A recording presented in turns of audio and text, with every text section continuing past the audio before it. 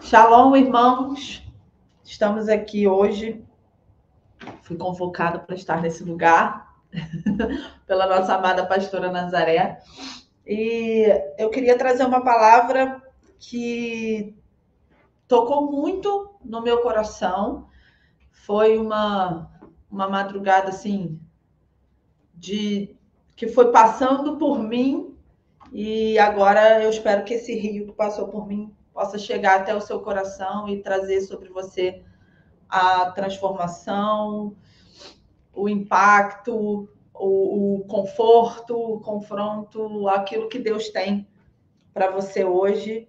E eu vim falar a respeito dos altares de Deus. Os altares, os templos de Deus ao longo da Bíblia, até que a gente chega no templo de Deus nos tempos de hoje. Então, eu vou começar lendo a palavra em Êxodo capítulo 25.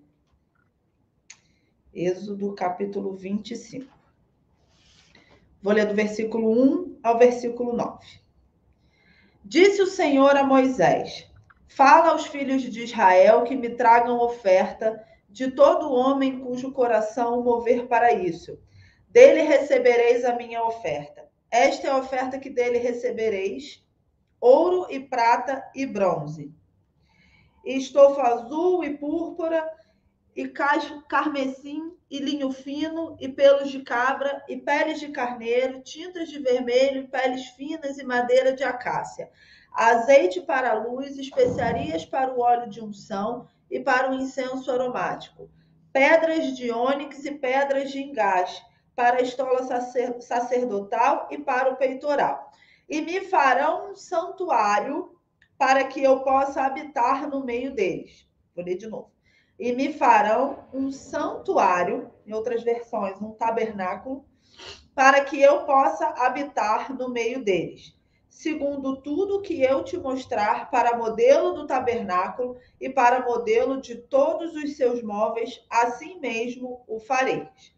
Então, aqui quando Deus chama Moisés, Deus levou cerca de 40 dias para passar as instruções para Moisés de como seria construído o tabernáculo. Eu li uma coisa uma vez que me chamou a atenção, que Deus levou 6 dias para criar toda a terra, todo o universo, e Deus levou 40 dias para passar essas instruções para Moisés. E muito se estuda, né, a respeito de toda a simbologia do tabernáculo. Alguns estudiosos levam as cores, as pedras, a respeito do que é mais importante. Então, o ouro, tem alguns estudiosos em que o ouro, para alguns estudiosos, o ouro representa a fé, a prata, a palavra, o bronze representa outra coisa, para outros não é algo nesse sentido, já é algo mais físico, de que o bronze é o bem material, o ouro é o bem espiritual, enfim, tem milhares de estudos a respeito da simbologia e do significado do tabernáculo. O fato é que Deus deu uma ordem ao seu povo, através de Moisés, para que esse tabernáculo fosse construído. E no tabernáculo tinha toda a estrutura, né? Na primeira estrutura era o pátio, ali onde tinha a pia para os sacerdotes lavarem as mãos, tinha o altar daquele primeiro sacrifício. O segundo, que era o átrio, que era o lugar santo, tinha o candelabro, tinha o incenso e a mesa de pães. E por último tinha o Santíssimo, o Santo dos Santos, onde o sumo sacerdote, só o sumo sacerdote que podia entrar. Lá ficava a Arca da Aliança, onde estava ali, então, a presença de Deus. Então, quando o povo de Israel andava, levava a Arca da Aliança. Toda vez que ia para a guerra, levava a Arca da Aliança. Ela ficava lá naquele Santíssimo. Quando Deus, então, manda levar, construir esse tabernáculo, porque ele diz que ele vai habitar no meio do povo de Israel. E aí, mais para frente, depois de construído o tabernáculo, Arão é ungido, sumo sacerdote, e os filhos são sacerdotes. E aí a gente tem aquele episódio onde Nadab e Abiú entram levando fogo estranho para dentro do tabernáculo. E o que acontece com Nadab e Abiú? Quando levam esse fogo estranho, eles são consumidos e eles morrem. Foi assim um episódio muito chocante, eu acredito, né? Que tenha sido realmente algo muito estarrecedor para aquele povo, porque Nadab e Abiú eram sacerdotes e eles tinham acesso ali àquele lugar do sacrifício, e quando eles entram e levam fogo estranho, ou seja, levam algo que vem de fora, levam algo impuro para dentro daquele tabernáculo, então eles são consumidos pelo fogo de Deus e eles morrem. Esse é o primeiro cenário de tabernáculo, de templo que a gente tem ali na Bíblia. Aí eu vou passar lá para o Novo Testamento, eu vou trabalhar com 4 cenários, tá? O segundo cenário é lá em João capítulo 2, versículo 13. Eu vou ler do versículo 13 ao versículo 17. Jesus purifica o templo. Estando próximo à Páscoa dos judeus, subiu Jesus para Jerusalém e encontrou no templo os que vendiam bois, ovelhas e pombas, e também os cambistas assentados. Tendo feito um azorrague de cordas, expulsou todos do templo, bem como as ovelhas e os bois. Derramou pelo chão o dinheiro dos cambistas, virou as mesas e disse aos que vendiam as pombas: tirai daqui todas essas coisas e não façais da casa do meu pai casa de negócio. Lembraram-se os seus discípulos do que está escrito: o zelo da tua casa me consumirá. Vou ler de novo só esse pedacinho aqui. E disse aos que vendiam as pombas: tirai daqui estas coisas, não façais da casa do meu pai casa de negócio. Então, esse é o segundo cenário que eu trouxe aqui, de templo, que ficava lá em Jerusalém, e aí tinha também o sumo sacerdote, todo aquele cenário. E aí, quando Jesus chega naquele templo de Jerusalém, que levaram-se anos a fio para ser construído aquele templo, Jesus chega e quando ele se depara com aquela situação, que o templo virou uma casa de câmbio, casa de negócio, casa de venda, que na verdade isso trouxe um cenário de falta de purificação ali para aquele templo. Então Jesus chega causando toda aquela confusão e aquele caos, para que então, mandando todo mundo sair, e ele diz: não faça da casa do meu pai uma casa de negócios. Então, lá no tabernáculo, Deus manda construir o tabernáculo, porque ele vai habitar no meio do povo. E aqui, quando Jesus manda todo mundo sair do templo, ele chama aquele templo de casa do meu pai. Quer falar alguma coisa? Ele chama aquele templo de casa do meu pai. Então, a gente tem 2 cenários aí de templo: a habitação de Deus no meio do povo de Israel e o templo de Jerusalém como casa do meu pai. Isso sai da boca do próprio Jesus. E aí, quando Jesus se depara com uma cena onde aquele templo foi profanado, onde aquele templo foi trazido coisas de fora, exatamente como no período do tabernáculo, onde se levou o fogo estranho, levou-se então o comércio, levou-se então um tipo de prática que não era para estar acontecendo dentro daquele templo. Então Jesus expulsa aquele povo de lá e diz que não era para aquilo ser feito, que era então para voltar à santificação do templo. E aí depois ele diz então que era para derrubar aquele templo, e aí eles perguntam: vai derrubar o templo que levou 46 anos para construir, como que ele então faria o templo de novo em 3 anos? E aí, Jesus, então, estava 3 dias, estava falando do corpo, enfim. Mas eu estou querendo trazer para vocês esses cenários a respeito dos 2 templos, do período do tabernáculo e do período de Jerusalém. O terceiro cenário de templo, que eu acho que hoje é um dos mais pregados, sim, teve um período em que se falou muito disso, claro, natural que a gente pregasse a respeito disso, ele está em 1 Coríntios, eu acho que é capítulo 3. Capítulo 3, versículo 16 e 17. Então, 1 Coríntios, capítulo 3, versículo 16 e 17. Aqui já é um terceiro cenário onde Paulo está falando com a igreja de Corinto e ele vem trazendo esse ensinamento a respeito das dissensões. Esse é o nome do capítulo. As dissensões demonstram a falta de espiritualidade. Isso aqui na minha versão. Tem outras versões que têm um nome um pouco diferente. E aí ele vem falando que alguns diziam que eram de Paulo, outros diziam que eram de Apolo, e isso acabava trazendo essa dissensão ali na igreja, porque ficava essa discussão. Não, eu sou a igreja do Paulo, eu sou a igreja de Apolo. E aí Paulo, então, vem trazendo esse ensinamento e a responsabilidade da igreja, né? E aí ele escreve aqui: não sabeis que sois santuário de Deus e que o Espírito de Deus habita em vós? Se alguém destruir o santuário de Deus, Deus o destruirá, porque o santuário de Deus, que sois vós, é sagrado. Então, depois que Jesus ressuscitou, Jesus morreu na cruz, Jesus ressuscitou após os 3 dias, e Jesus, então, ele volta ao céu, ele diz que ele vai deixar o Consolador, que ele vai deixar o Espírito com a igreja. E Paulo aqui nesse momento está ensinando que nós somos templo do Espírito Santo, ou seja, o Espírito de Deus, porque foi o Espírito deixado por Jesus, então o Espírito de Deus, ele habita em nós. Então a gente tem um terceiro cenário do templo.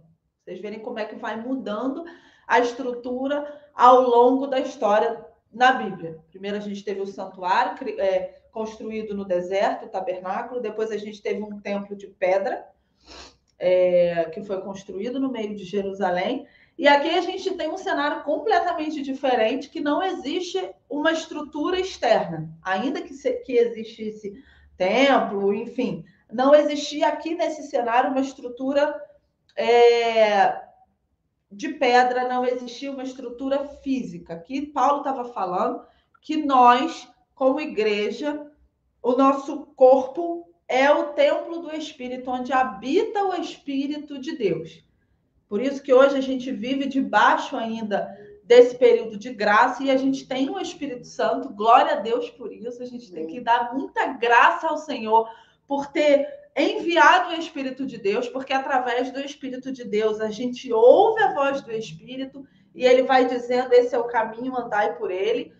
E o Espírito de Deus é consolador, é quem nos consola, é quem nos conforta, é quem nos confronta, é quem nos ensina. E Deus é muito bom por disponibilizar e manter o seu Espírito aqui na Terra, habitando dentro de nós, para que nós possamos, então, ser ensinados e trabalhados e transformados pelo Espírito Santo. É muita bênção, é muita glória. De repente, o templo de Deus, que era de pedra, de madeira de acácia, o Espírito de Deus, então, passa a habitar dentro de nós. É algo assim que a gente não consegue nem ter uma dimensão física, né? A gente não pode, porque quando a gente fala o Espírito de Deus, às vezes, quando eu era criança, eu me lembro que eu imaginava como se fosse uma fumacinha.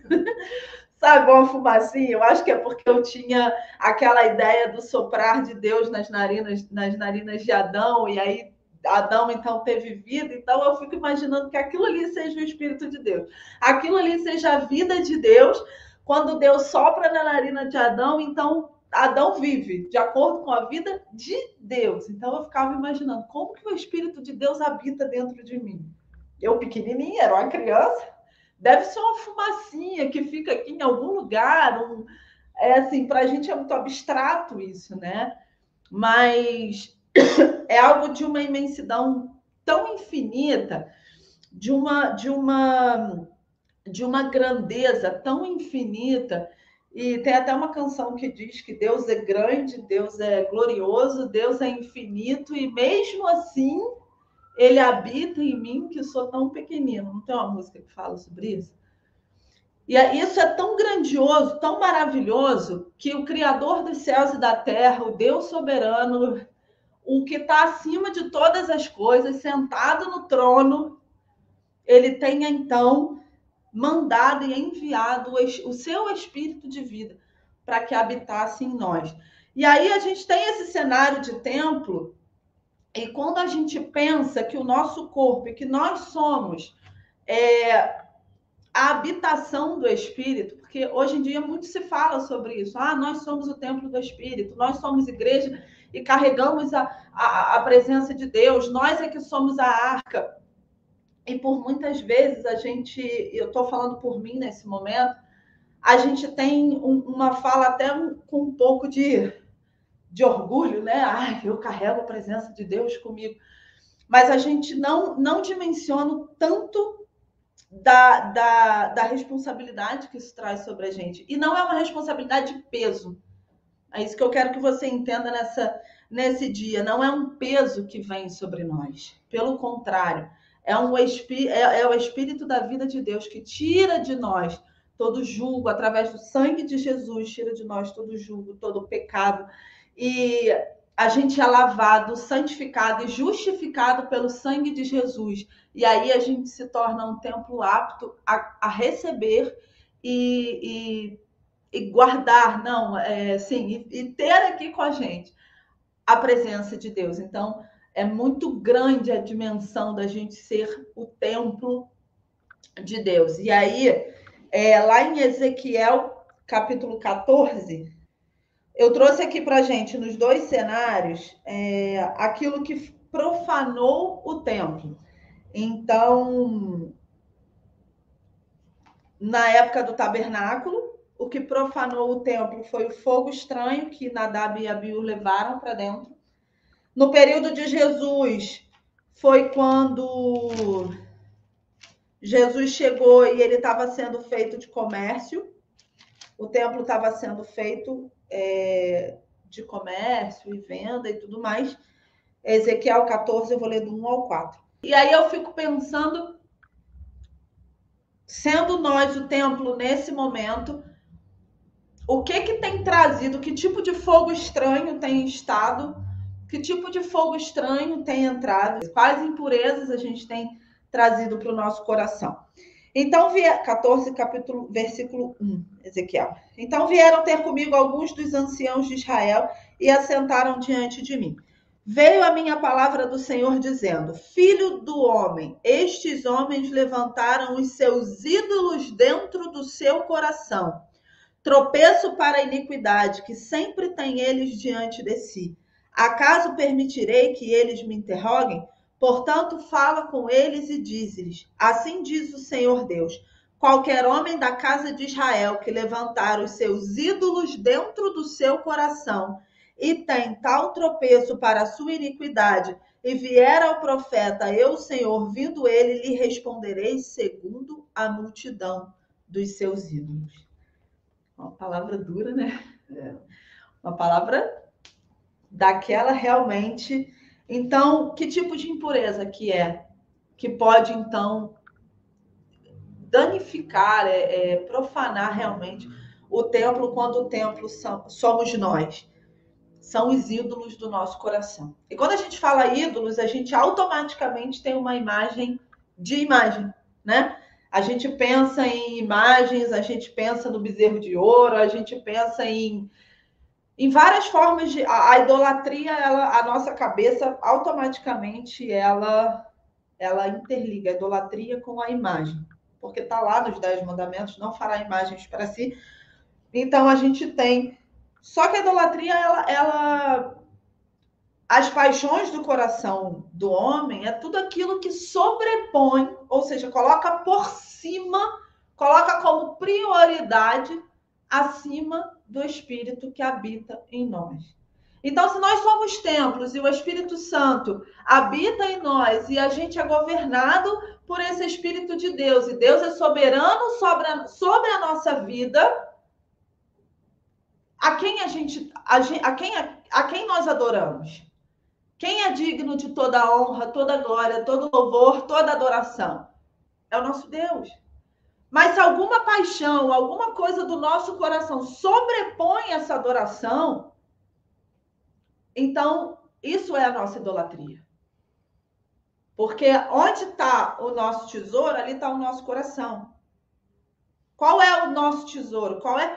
E a idolatria, ela pode ser, sim, por uma imagem física, como foi o bezerro de ouro na época de Israel. Quando Moisés demorou para descer lá com as tábuas da lei, o povo construiu aquele bezerro de ouro lá, depois Moisés saiu quebrando tudo. Mas tudo aquilo que sobrepõe, a gente coloca à frente, a gente coloca como prioridade, em primeiro lugar no nosso coração, na nossa vida. Então, aquilo ali é a nossa idolatria. E aí a gente tira, a gente submete o governo de Deus na nossa vida e a gente toma esse lugar. A gente começa a fazer do nosso jeito. A gente começa a fazer da nossa forma. E, gente, é uma luta interna muito grande, porque não é fácil, né? Aquela palavra quando diz que a carne é fraca, porque a luta do espírito com a carne ali não é moleza, não. Então, assim, se nós somos, o que eu quero que fique na sua mente nesse terceiro cenário é, se nós somos o templo do Espírito Santo, se nós somos o templo onde a presença de Deus habita, então, assim como no tabernáculo, assim como no templo de Jerusalém, o que tem que estar em primeiro lugar, o que tem que ser, o que tem que preencher todo o nosso coração, o que tem que preencher todo o nosso corpo, seja mente, seja carne, seja alma, o que tem que preencher tudo isso é essa presença que habita em nós. Porque tudo aquilo que a gente coloca acima, tudo aquilo que a gente coloca à frente, aí está a nossa idolatria. Tudo aquilo que a gente realmente idolatra, tudo aquilo que a gente realmente adora. E a paixão do coração do homem, ela pode, inclusive, mudar. O homem pode ter um apaixonamento por alguma coisa e, passado o tempo, ele tem um apaixonamento por outra coisa e, inclusive, os sentimentos de estimação. A gente tem algumas coisas que a gente não quer abrir mão, né? Alguns valores que a gente não quer abrir mão, alguns hábitos que a gente não quer abrir mão, que a gente está confortável aqui nesse lugar. Só que quando o Espírito de Deus preenche 100% do nosso coração, preenche 100% da nossa vida, a gente vai abrir mão. A gente tem que abrir mão. Porque se não é condizente com aquilo que o templo foi criado para cumprir, então tem que ser tirado. Igual Jesus expulsou aquilo tudo de dentro do templo, é porque tem que ser tirado. E às vezes a gente realmente fica guardando essas paixõezinhas de estimação. Eu já falei isso, acho que umas 2 pregações aqui, que eu tinha um filósofo na época que eu estudava na Faculdade de Ciências Sociais, que ele, toda a tese dele de filosofia, eu não me lembro o nome dele, eu tenho que lembrar. Toda a tese de filosofia dele era a respeito das paixões humanas. Como que os homens são movidos pelas paixões. Eu me lembro até que numa última pregação eu falei a respeito das tribos, né? Que se formam, que geralmente as tribos se formam por uma paixão comum. Por isso que os ídolos são levantados como ídolos. E hoje tem esse estilo musical aí que é o K-pop, que são as músicas coreanas, as músicas asiáticas. E eu adoro ver série coreana, asiática, só que tem uma tribo de pessoas que levantou isso como ídolo, porque eles realmente viram ídolos dessa pessoa. Porque essas pessoas, o coração delas é movido a partir disso. Só que isso é um exemplo muito macro da idolatria. É um exemplo onde essa paixão fica muito, muito visível. Só que tem um monte de paixão no nosso coração que não é visível. Só a gente, inclusive, sabe. E que a gente devota um tempo, uma energia e não só tempo assim de contato mesmo, é toda a nossa concentração, o nosso pensamento, o nosso sentimento, ele está guardado e colocado em cima daquilo ali. E às vezes as pessoas, quem está de fora nem consegue ver. Só que Deus conhece o nosso coração no mais profundo do nosso coração. E por isso que quando a presença de Deus entra, a gente sim entra em confronto, porque muitas coisas a gente precisa deixar. Mas eu vou dar uma paradinha aqui, depois eu vou voltar para esse cenário.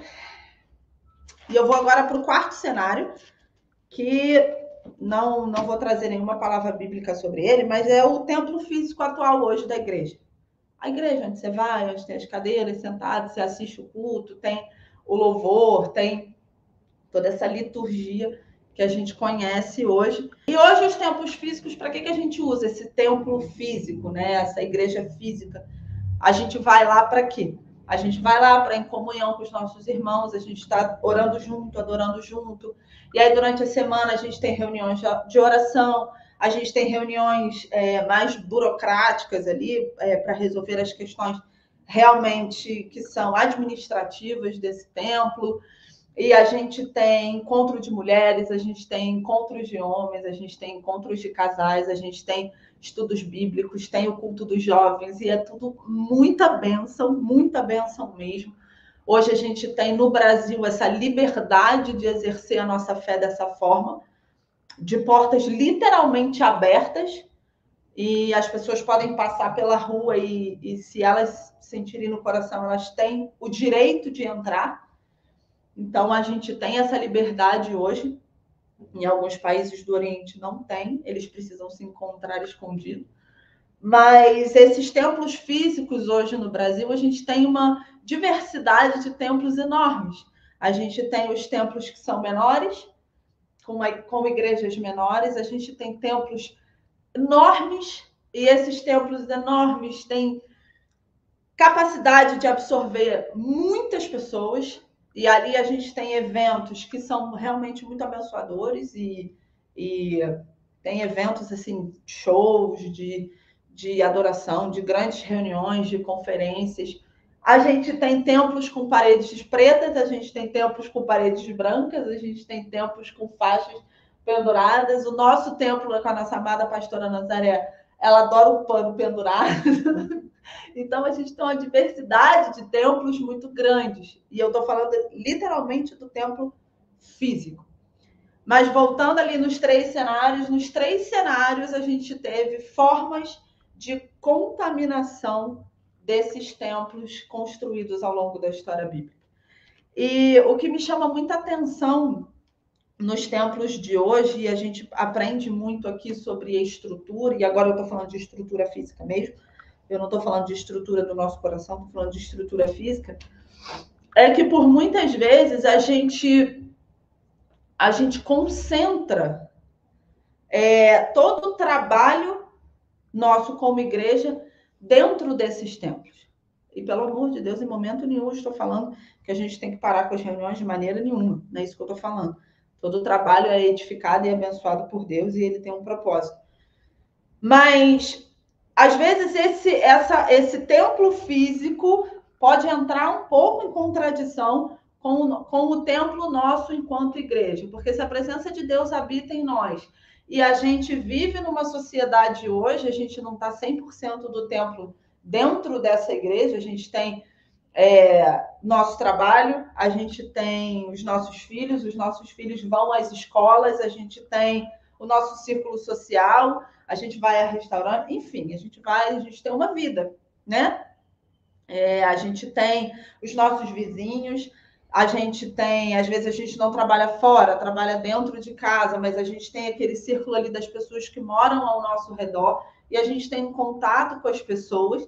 E às vezes, muitas das vezes, a gente imagina que a gente tem que utilizar, então, dessa presença de Deus que está dentro da gente, e a gente vai até as outras pessoas pregar o evangelho, e a gente leva essas pessoas até o templo físico, e essas pessoas se convertem, e essas pessoas ficam no templo físico.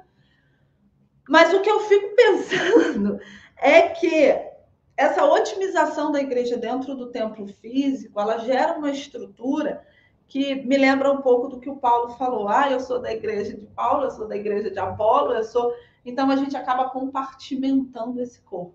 E ontem a gente estava no último culto a respeito da reforma, que teve durante essa semana aqui em Friburgo, e a gente estava falando como que a unidade do corpo da igreja, a unidade de fé, a unidade no espírito, ela pode realmente impactar e transformar um lugar. E aí, da mesma forma que todos os 3 templos, os outros 3 cenários foram contaminados, esse templo físico também pode ser. E uma das formas dessa contaminação é esse espírito de dissensão, esse espírito de separação, onde separa o corpo de Cristo em vários templos.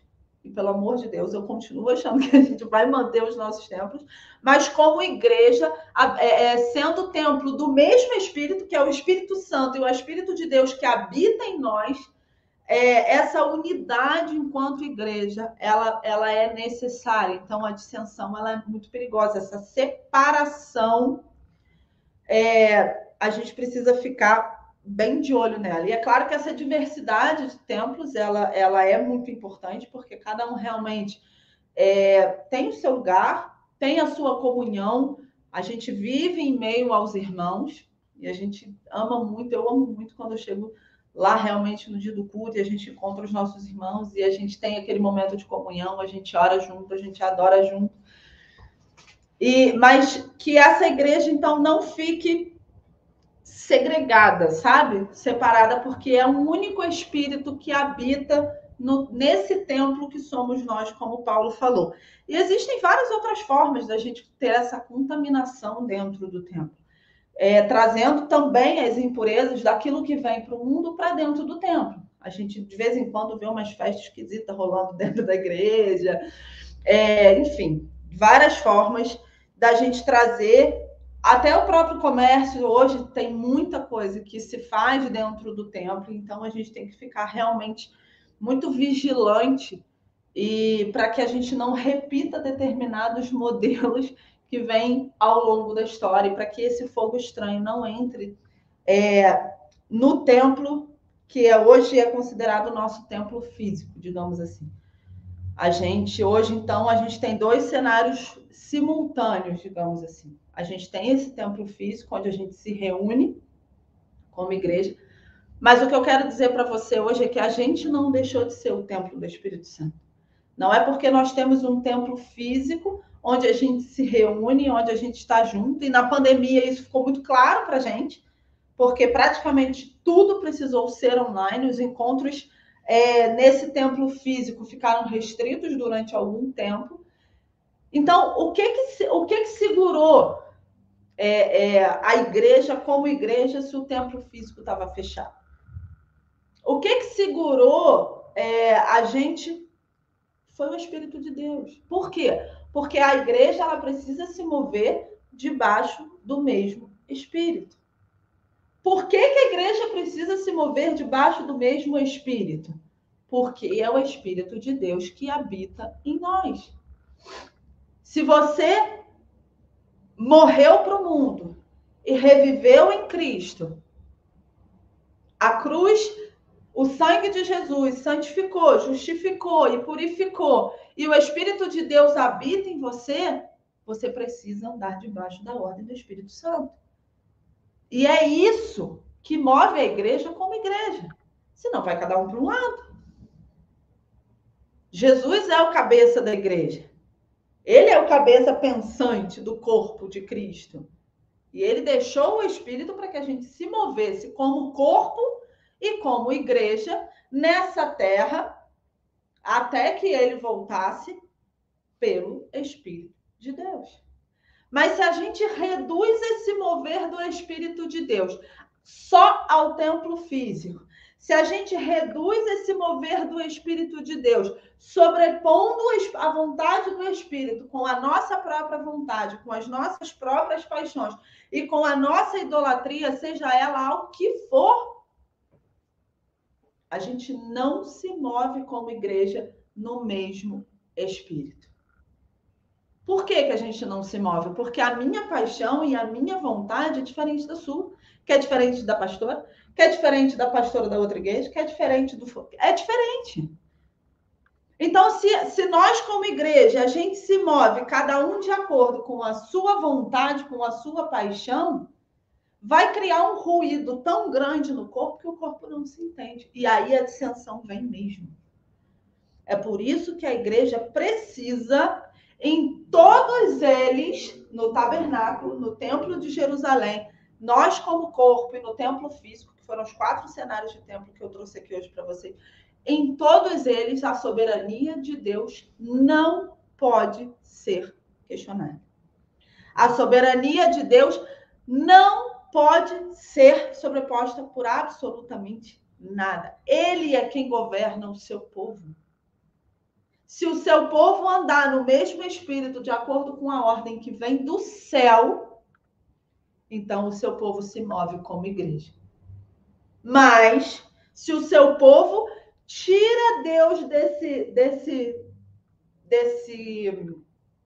desse assento supremo do templo, seja ele qual for, se nós como igrejas retiramos, a gente se move como homem.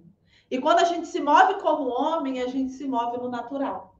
Quando a gente se move como homem, a gente se move nas coisas terrenas. E só. Porque a gente não se move no sobrenatural como homem.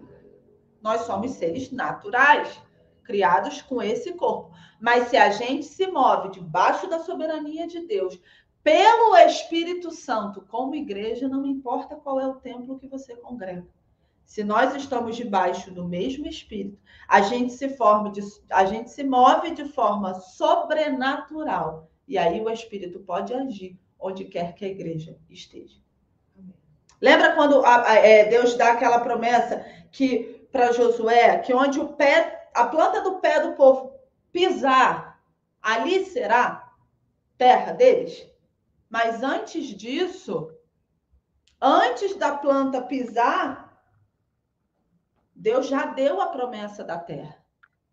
Aquela planta do pé deles vai pisar e a terra vai ser deles, porque aquela terra já está prometida. Mesma coisa é com o mover da igreja hoje. Se Deus não predeterminar o seu propósito para onde a igreja vai se mover, não adianta a igreja se mover, porque não tem a promessa de Deus antes. Não tem o propósito de Deus, não tem a ordem de Deus. E a igreja se move debaixo daquilo que Deus faz. E quando a igreja se move pelo Espírito, ela se move de forma sobrenatural. O que é ser sobrenatural? Sobrenatural é aquilo que é além do natural. Enquanto a gente estiver brigando aqui no natural, seja pelo que for, enquanto a gente estiver brigando aqui pelo natural, a gente vai estar brigando por aquilo que a Bíblia chama de força e violência. E o que a Bíblia fala? Não é por força e nem por violência, mas é pelo Espírito de Deus. Então, se a gente está agindo no natural, é por força e violência. Seja o que a gente estiver fazendo, não importa. Se você está fazendo segundo o seu coração, segundo a sua vontade, sem se mover pelo Espírito, é por força e violência. Se você está agindo pela sua vontade, você está agindo no natural.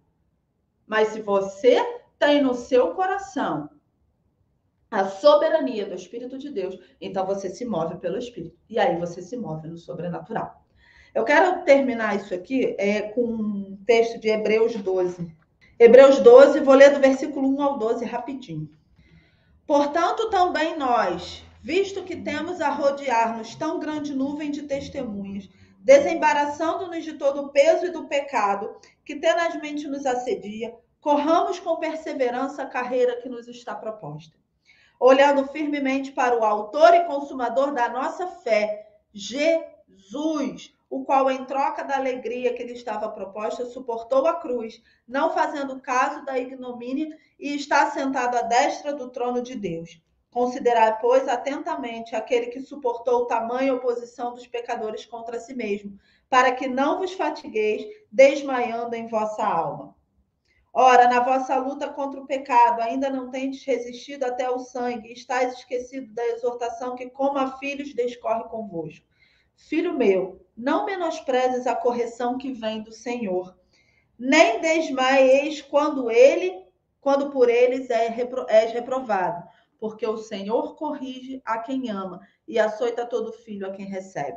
É para a disciplina que perseverais. Deus vos trata como filhos, pois que filho há que o pai não corrige? Mas se estáis sem correção de que todos se têm tornado participantes, logo sois bastardos e não filhos. Além disso, tínhamos os nossos pais segundo a carne, que nos corrigiam e os respeitávamos, não havendo de estar em muito maior submissão ao Pai espiritual, e então viveremos? Pois eles nos corrigiam por pouco tempo, segundo melhor lhes parecia. Deus, porém, nos disciplina para aproveitamento, a fim de sermos participantes da sua santidade.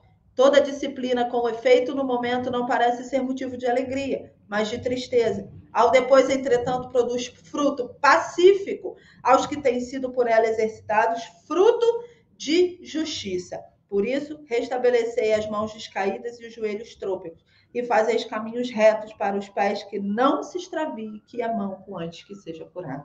Aleluia. O que a palavra está dizendo aqui para gente? Jesus suportou a cruz. Jesus foi enviado por Deus, o seu único filho. Jesus era o plano perfeito.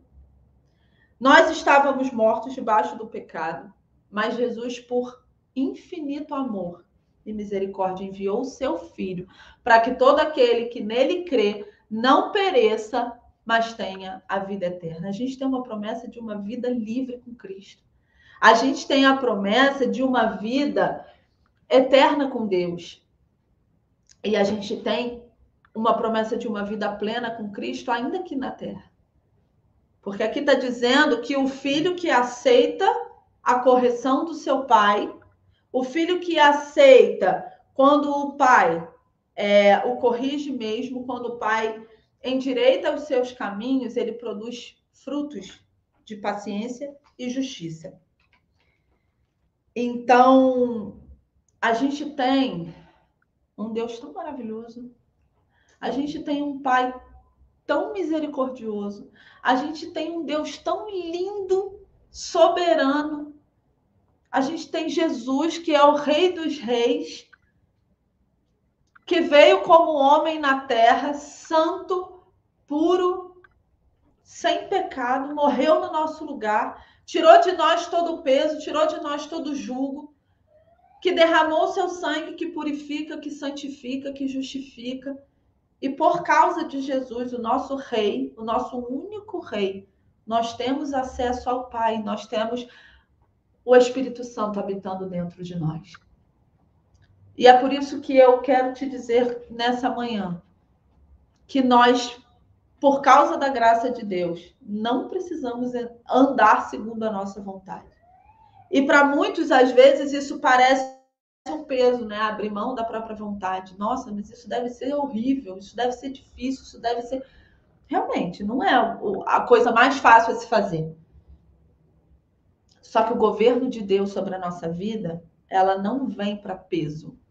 O governo de Deus sobre a nossa vida não vem para pressão. O governo de Deus sobre a nossa vida não vem para nosso desespero e ficar... Ai, meu Deus. Não.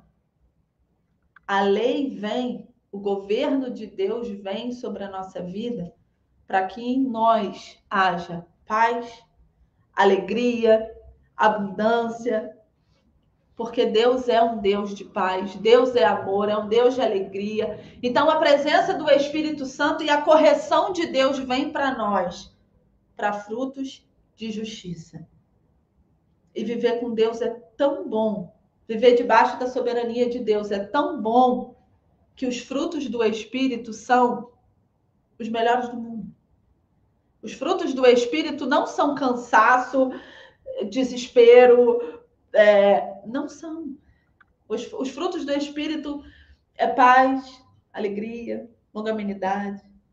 Então, às vezes a gente olha para a correção do Senhor, às vezes a gente vê o governo de Deus e às vezes a gente vê a palavra do Espírito sobre nós, muitas vezes como uma forma da gente ficar realmente exausto, de ser renúncia todo o tempo, sacrifício todo o tempo. E sim, existe a renúncia e existe o sacrifício.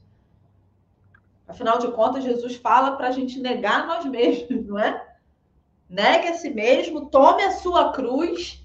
Essa é a palavra de Jesus. Só que ele é o nosso descanso. Ele é o nosso alívio. Ele é o nosso Pai que de braços abertos, com as suas asas abertas, nos esconde debaixo das suas asas e não importa as circunstâncias ao nosso redor, nós estamos protegidos debaixo das asas de Deus. A obediência nos protege. A obediência é a nossa proteção do jugo do pecado. A lei de Deus é por amor aos seus filhos. A correção de Deus é por amor aos seus filhos. É por isso que eu quis trazer esses cenários de templos ao longo da Bíblia, até a gente chegar no que a gente conhece como templo hoje, porque muitas vezes a gente prefere abrir mão desse governo de Deus e do Espírito Santo para transferir o que o mundo tem e que aos nossos olhos naquele momento é ótimo, mas o salário do pecado é a morte. Mas Deus é vida. Jesus morreu para que nós tivéssemos a vida eterna. Então, andar com Deus é maravilhoso demais. E a lei de Deus, ela vem, o governo de Deus, ela vem. Deus deixou o seu Espírito para que nós, então, pudéssemos viver nessa terra, trabalhar nessa terra, cumprir o propósito de Deus aqui. Mas, para cumprir o propósito maior pela qual nós fomos criados. Nós fomos criados o quê? Para nos relacionarmos com o nosso Criador. Era assim no Éden, era um relacionamento lindo. E que nós perdemos isso por causa do pecado. Mas que Jesus veio restabelecer isso para nós. E ele é o único caminho. Não existe outro caminho. Nada do que a gente busca aqui na Terra vai nos levar diretamente a Deus. Só Jesus. E a maior misericórdia de Deus, e por um amor tão grande, ele deixou o Espírito, para que nós fôssemos templo do Espírito e nos movêssemos de forma sobrenatural nessa terra. E quantas vezes a gente se pega indo por força, por violência e agindo de forma natural aqui. E se esquecendo que o governo de Deus e o Espírito nos fazem com que a gente se mova de forma sobrenatural. E ainda que as circunstâncias pareçam terríveis, tudo com Deus é infinitamente mais leve. Porque Ele nos ama, Ele é nosso Pai, Ele cuida de nós. E a gente precisa se relacionar com Ele. Porque Ele realmente é quem tem a vontade perfeita para nós, seja ela qual for. Então, eu queria muito trazer esses cenários de templo para que a gente, então, pudesse ouvir de Deus. Que tipo de fogo estranho a gente tem trazido para o nosso templo hoje, que está impedindo que a vontade suprema de Deus haja na nossa vida. Porque Deus tem para a gente uma promessa de uma vida plena. De uma vida plena de plenitude de amor, plenitude de alegria, é a alegria que excede todo o entendimento, a paz que excede todo o entendimento, e é isso que a gente tem, paz abundante, alegria abundante, frutos realmente que nós só encontramos quando a gente se relaciona com o nosso Pai. Amém? Então eu vou finalizar aqui, então, orando, para que Deus, então, realmente venha trazer essa revelação para o seu coração, e que você possa abrir mão radicalmente daquilo que impede da vontade maravilhosa de Deus de agir na sua vida, porque a vontade dele é perfeita e Deus conhece o seu coração. E desde o seu nascimento, desde antes do seu nascimento, Deus já traçou os seus dias. Deus conhece os seus dias. Pai, em nome de Jesus, Senhor, nós queremos te agradecer, Pai, por essa revelação que o Senhor trouxe para nós nesse dia. Porque cada vez que a gente olha para a Bíblia e a gente abre um texto e a gente diz assim, mas eu já li esse texto, acho que não tem mais nada para... Não, o Senhor é um rio infinito, Pai. E nós queremos te conhecer no seu mais profundo, nós queremos chegar à plenitude do conhecimento de Deus, porque nada mais move o nosso coração do que conhecer a Ti cada vez mais. Por isso, nessa manhã, nós queremos te agradecer, Senhor, por mais essa revelação e mais essa palavra que o Senhor trouxe para nós. Muito obrigada, Senhor, porque em dias, Pai, que aos nossos olhos parecem tão difíceis, nós sabemos que a sua fidelidade é infinita. Nós sabemos que o Senhor está com a sua igreja, porque o teu Espírito habita em nós e nós queremos abrir os nossos ouvidos e os nossos olhos para ouvir, meu Pai, aquilo que o teu Espírito tem, Senhor, para nos dizer, para nos indicar qual caminho devemos seguir, Pai, porque sozinhos nós não conseguimos. Por isso, nessa hora, eu quero orar, Senhor, para que cada um que esteja assistindo ou que vá assistir posteriormente essa palavra, seja quando for, Pai, daqui um ano, cada pessoa possa ser tocada e que o Senhor possa trazer revelação e transformação ao seu coração. Porque quando a luz entra, as trevas têm que sair. Amém. E é isso que nós queremos orar, Senhor, porque se o nosso coração tem um quarto escuro, cheio de trevas, que o Senhor possa entrar em cada um deles, que o Senhor possa preencher com o teu Espírito 100% do nosso corpo, da nossa alma, do nosso espírito, da nossa mente.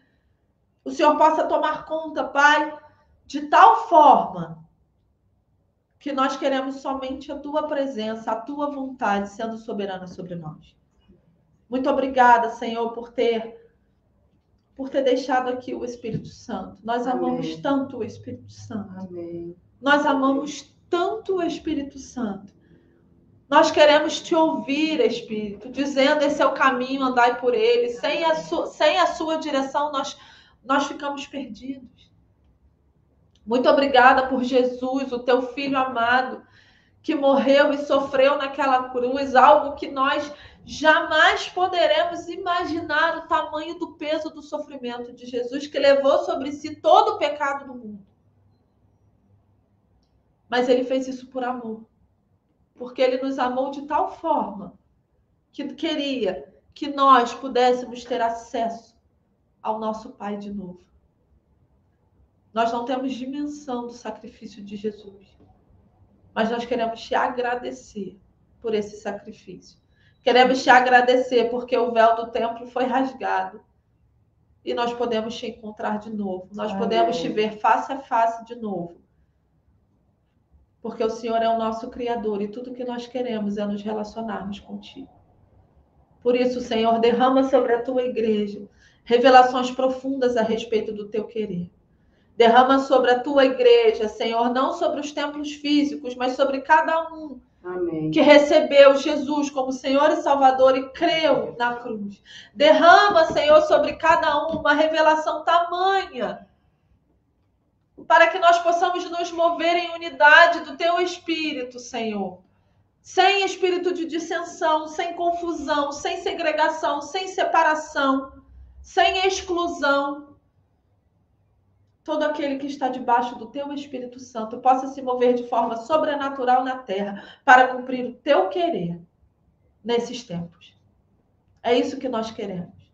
Reconhecer a soberania da tua vontade sobre nós. Amém. Reconhecer a soberania do teu querer sobre a nossa vida. E dizer que sem ti nós não iremos a lugar nenhum. Nós só iremos debaixo da tua ordem. Amém. Nós só iremos debaixo do teu mover.